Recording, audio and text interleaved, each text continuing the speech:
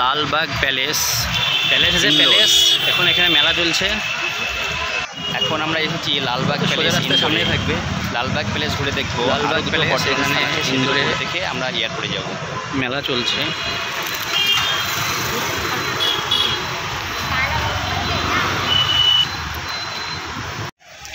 Palace এসে palace এখন এখানে মেলা চলছে।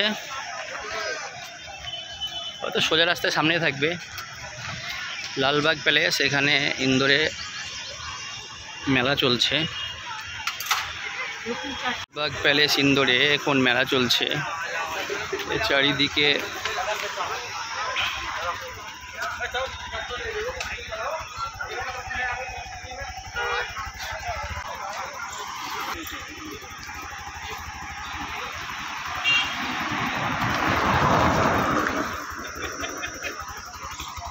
লালবাগ প্যালেসের কাছে চলে এসেছি।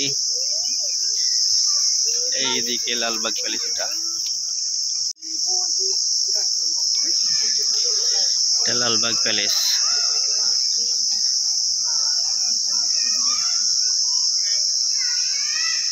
প্যালেসে ভেতরে যাওয়ার জন্যে টিকিট ঘরের দিকে। লালবাগ প্যালেসের ভেতরে আমরা প্রবেশ করছি।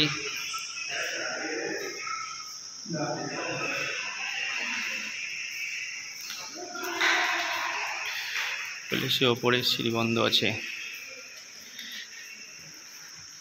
আমাদের মুর্শিদাবাদে যেমন লালবাগ প্যালেস রয়েছে, ইন্দোরেও রয়েছে এরকম একটা লালবাগ প্যালেস।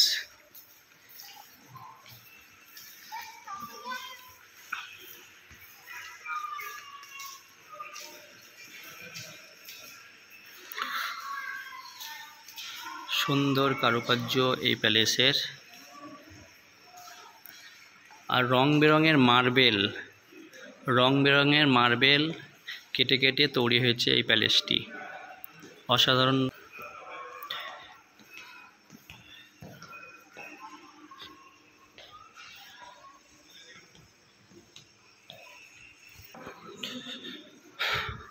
বিভিন্ন ধরনের মার্বেল, বিভিন্ন রঙের মার্বেল কেটে কেটে এই প্যালেসটি বানানো হয়েছে। যারা ইন্দোর আসবে অবশ্যই এই প্যালেসে আসবে, দেখার অনেক কিছুই রয়েছে এখানে।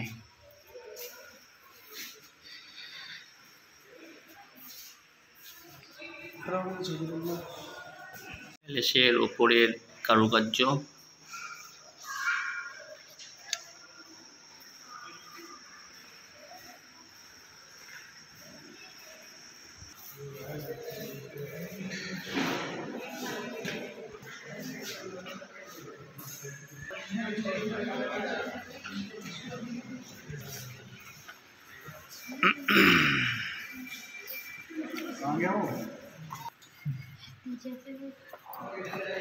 এই ঘরগুলোয় প্রবেশের অনুমতি নেই।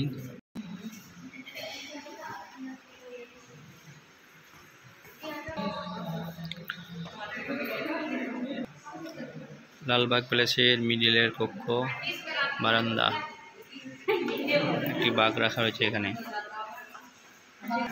রাজারা যে বাঘ শিকার করত, সেই বাঘেরই চামড়া দিয়ে নকল তৈরি করা হয়েছে এখানে বেশ কয়েকটি। এ একটি, ওই দূরে ওই একটি, আর ওপরে আরও দুটি রাখা রয়েছে। ওপরের ছাদের খুব সুন্দর কারুকার্য।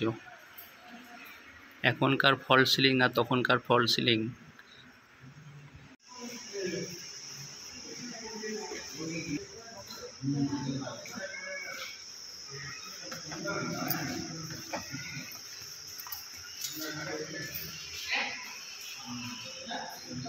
এই ঘরের অসাধারণ সুন্দর।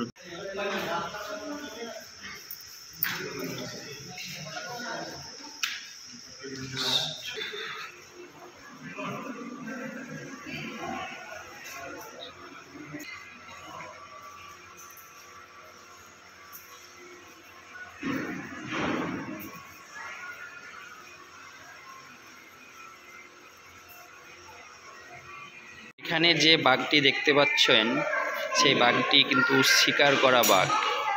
এটি 11 ফুট 5 ইঞ্চি হাইট।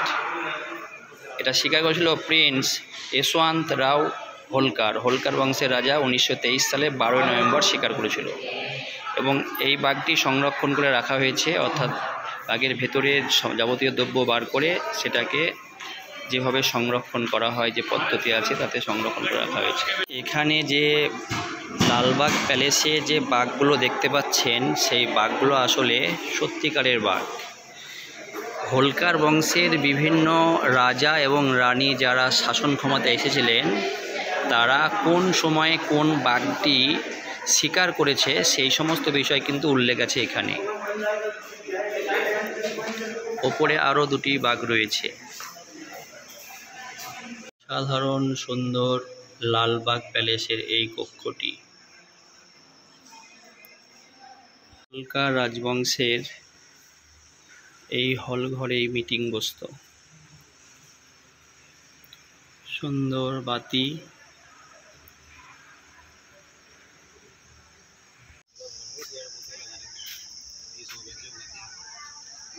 লালবাগ প্যালেস।